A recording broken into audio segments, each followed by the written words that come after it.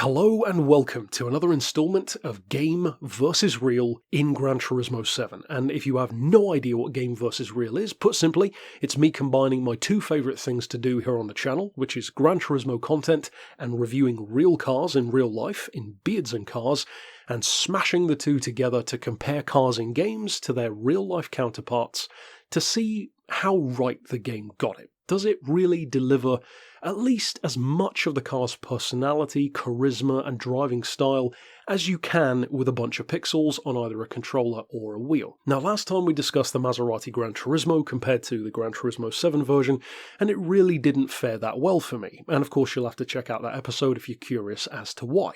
So what about this time? Well, this is a fresh face. A debut for the Gran Turismo series, and a fresh debut at that because it's literally just dropped in the game, the BMW M2 Competition. Now, if you own an M2, or if you've driven one, I would love to hear you weigh in down below. Many people weighed in about their own cars in the last episode, and that was great to see, so I'd love to see that again.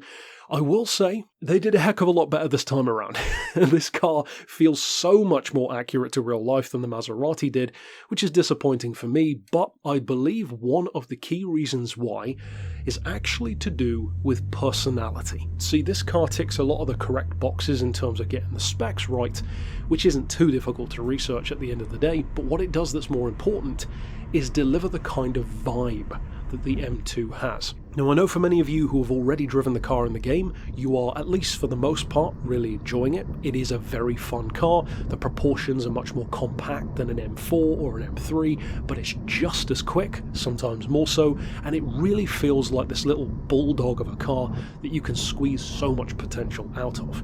Well, if you haven't driven one in real life, I'm very pleased to say that is exactly what an M2 competition feels like when you actually drive one. So if you are a fan of the car, and maybe it's one of your dream vehicles, you're not going to be disappointed, let's put it that way. Interestingly though, the one most controversial point that I have to say in this video is actually why I think they've done a better job. I think the reason why is actually because of this car's personality, or more controversially, lack thereof. See, to me there are two different kinds of fun in a car. There's an academic kind of fun, the fun of taking a Nissan GTR up to 130 miles an hour, having your face ripped off and grinning through every second of it, feeling like real life has momentarily turned into some kind of cross between Gran Turismo and Fast and Furious.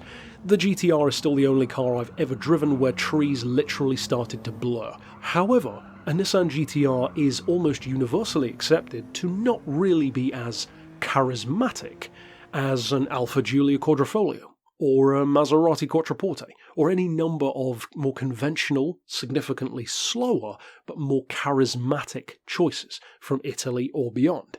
The Beamer falls into that exact same camp for me. Academically, it ticks every box. The performance is great, the handling is great, the proportions are probably its best point, being so much more compact and chuckable than an M4 or an M3, much more 1M style, but something wasn't fully there for me in terms of having that spark.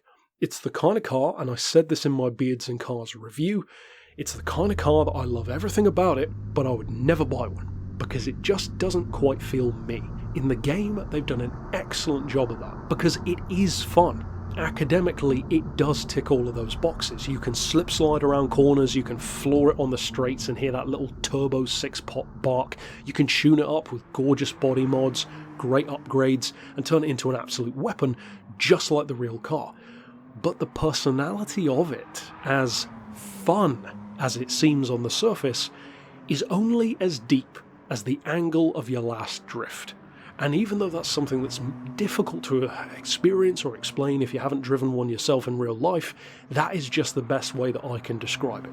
It's this very difficult tightrope to walk, wherein you can have a car that really does tick all of those boxes, but just doesn't quite have that intangible something that other cars do. Why, for example, is something like a Koenigsegg not necessarily as fun on a track day, for example, as an Ariel Atom or a Lotus Elise. Now, for some people, you might prefer to drive the Koenigsegg, but for many people, they'll say, well, the slower car, the smaller, the lighter one, is just more fun. There's more personality, more charisma. And yet on paper the Koenigsegg, or pick another name, should have it trumped. But it doesn't, because there's just that intangible something. The game has done a superb job in this case. One of the best of game versus real so far, in fact, of really transmitting that into the game. Because as fun and as good and as quick as it is, I don't think I'll be driving the M2 all that often, just like in real life. So overall, that's it for my thoughts. If you are an owner of one, or if you've driven an M2 in real life, I could definitely see a lot of people disagreeing with me there. So feel free to tell me why you think I'm wrong down in the comments, or if, like with the last episode, you have a car that you own that's in the game, absolutely tell me about that as well. There are certainly cars that are in the game that I haven't driven as well. And of course, if you enjoyed this episode, I would urge you to check out the Maserati one, wherein it did not fare as well. And of course, stick around for more. I've got about another 9 or 10 more of these to come in the game, with stuff like Astons, Lexus, and various other models. And of course, until then, I'll see you next time. But for now, as always, thanks for watching.